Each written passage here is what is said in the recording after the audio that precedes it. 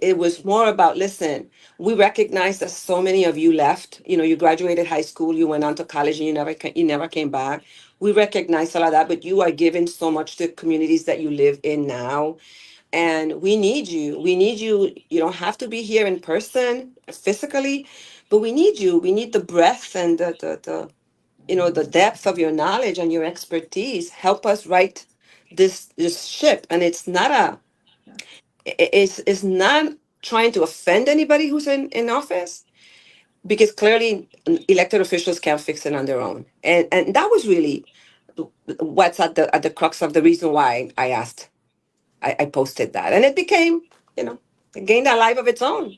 I see that. And that's the part for me that was kind of eye opening. My personal thoughts on the matter is I absolutely agree with you. I absolutely agree that the people that are implementing change in other communities that are from the Virgin Islands need to come back home. And wherever that come back home may look like, it don't necessarily mean you have to be physically back home. Or you have to be, I feel like if it's placed on your heart, that message is for who it was intended for. If it offended you, then the message wasn't for you. If you upset because she's saying come back home and you walking at Ross or Target and things rough for you, then you're not in that place in your journey yet for you to be able to come back and impact the change that's needed back home.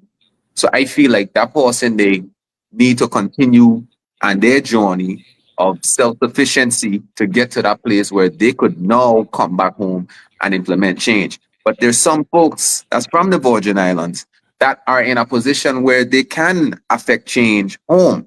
And I personally feel like that's who the message was for, because that message has been laid on my heart before you even start screaming to come back home, because I have been seeing how I've been thriving in the States from the knowledge that I have.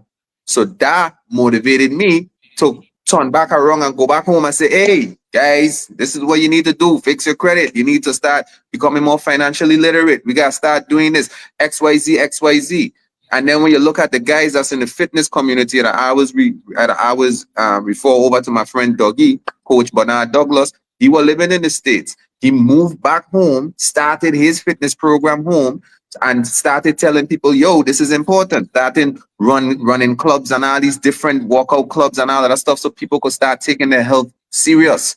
So I feel Mhm. like in if you are in that place in your journey in life and you are affecting change in other communities and you're from the Virgin Islands, start considering